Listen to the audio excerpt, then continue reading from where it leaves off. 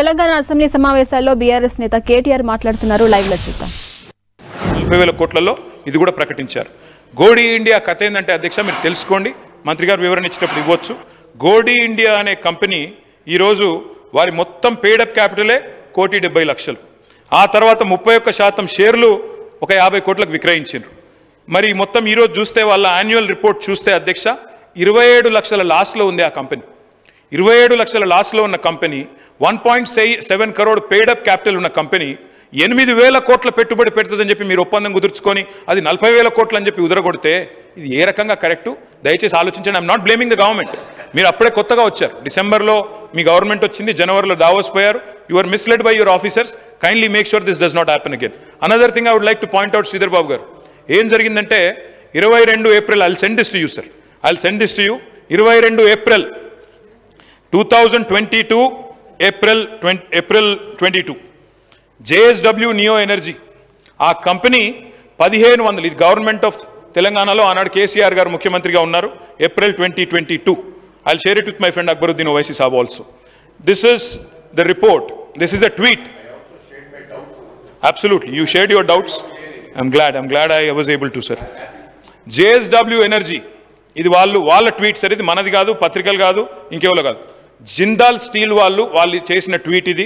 సజ్జన్ జిందాల్ గారి కంపెనీ ఇది. 1,500 మెగావాట్ల కెపాసిటీతో 9,500 కోట్ల పెట్టుబడి తెలంగాణలో పెడుతున్నామని ఏప్రిల్ 22లో అనౌన్స్ చేసిన పెట్టుబడి ఇది. మళ్ళా దాన్నే మీరు దావోస్ పెట్టుబడిగా రెండోసారి చూపెట్టి, జయేష్ రంజన్ గారు కూడా ఉన్నారు ఈ ఫోటోలో, నేను వారికి పంపిస్తాను, దయచేసి మరి మంత్రి గారు చూసుకోవాలని చెప్పి నేను కోరుతాను. ఇది మళ్ళీ అంటే 40,000 కోట్లలో దయచేసి నేను కోరేది 8,000 కోట్లు గోడీ ఇండియా, అది బోగసు. రెండవది ఈ 9,500 కోట్లు ఆల్రెడీ ఎప్పుడో వచ్చింది, అంటే ఈ రెండు తీసేస్తే ఎంత పోయింది? 10,000 కోట్లు ఆడనే పోయింది. మిగిలింది అదాని 12,400 కోట్లు. నేను ప్రభుత్వం పాలసీ అడుగుతున్నా. రాహుల్ గాంధీ గారేమో అదాని ఫ్రాడ్ అంటాడు, మరి మీరేమో అదాని దోస్త్ అంటారు. ఓల్డ్ సిటీలో కూడా పైలట్ ప్రాజెక్ట్ ఇస్తారట. ఏందో విషయం చెప్పాలి.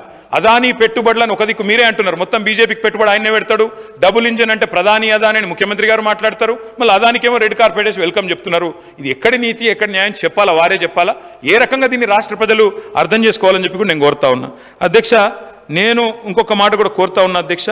రాష్ట్రంలో మీరు ఏదైతే ఫ్రీ బస్ పథకం పెట్టారో we welcome it, of course we welcome it. చాలా మంచి పని, బ్రహ్మాండంగా చేయండి, ఇంకా పెంచండి బస్సుల సంఖ్య.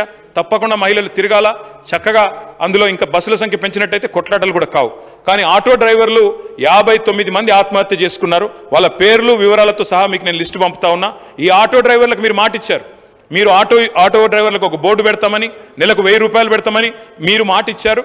దయచేసి ఆర్టీసీ బస్సుల మహిళలకు సంబంధించి సార్ మీ ద్వారా ఆర్టీసీ బస్సుల మహిళల ప్రయాణానికి సంబంధించి వాళ్ళ పార్టీ పక్షాన నేను లేకపోతే మీ ద్వారా విచారణకు పోలీసు అధికారులను ఆదేశించండి. కొన్ని వీడియోలను ఆ బస్సులో దాదాపు 70 కోట్ల మంది మహిళలు ప్రయాణం చేశారు అధ్యక్ష.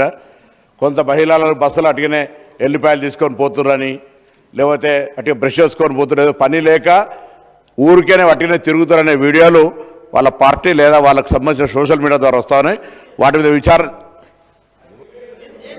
నేను విచారణ చేయమంటున్నా.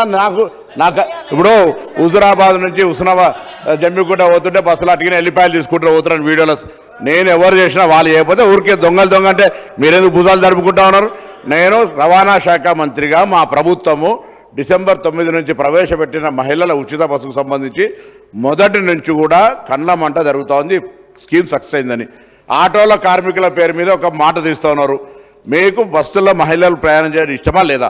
వాళ్ళను అవమానపరిచినట్టుగా నేను ఇప్పుడు 70 కోట్ల మంది మహిళలు ప్రయాణం చేశారు. దాని మీద సోషల్ మీడియాలో మీరు వీడియోలో నేను మీకు అన్నిటికీ సబ్మిట్ చేస్తా. సభాపతిగా నేను మిమ్మల్ని విజ్ఞప్తి చేస్తా ఉన్నా అధ్యక్ష. మా ప్రభుత్వంలో నేను మా గౌరవ మంత్రులందరూ కూడా ఆ విషయం తెలుసు.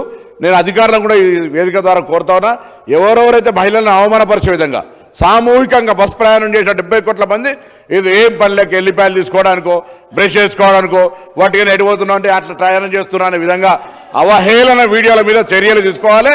అదేవిధంగా మళ్ళీ టీఆర్ఎస్ పార్టీ స్టాండ్ అడుగుతున్న ఆటో కార్మికులకు సంబంధించి సూచన చేయండి. దానికి దీన్ని లెంక చేయకండి. మీరు మెట్రో తెచ్చినాం అన్నప్పుడు మేమందరం మెట్రోలో 5 లక్షల మంది ప్రయాణికులు అయిపోయి దాని ఇంపాక్ట్ ఆటోల మీద లేదా? ఊబరు ఓలా అని వచ్చినాయి లేదా? ఇలా ఒక పరిణామం జరిగినప్పుడు ఇంకో పరిణామం మీద ప్రభావం పడితే ఆ పరిణామాన్ని ఏ విధంగా రిజాల్వ్ చేయడానికి సూచన చేయాలి తప్ప మహిళల మీద ఏదైతే కళ్ళమంట జరుగుతూ ఉందో, ప్రయాణం ఉచితంగా ఇచ్చినటువంటి కార్యక్రమం సక్సెస్ అయిందో వాళ్ళకు సాధికారికత వస్తుంది. దాని మీద ఊరికే ఏడవద్దు. నేను దయచేసి మీ ద్వారా ఒకటే కోరుతా ఉన్నా, వాళ్ళ మీద వచ్చిన అవహేళన వీడియోలు ఎవరు సృష్టిస్తే వాళ్ళు నిజంగా ప్రయాణం చేసే వాళ్ళు అటువంటి వీడియోలు తీసి పెడితే పర్లే, కావలసుకొని అటువంటి షూటింగ్ చేయించి పెట్టిన వాళ్ళ మీద తీరే తీసుకునే విధంగా గౌరవ సభాపతికి ఆదేశించమని ఈ సందర్భంగా విజ్ఞప్తి చేస్తున్నాను.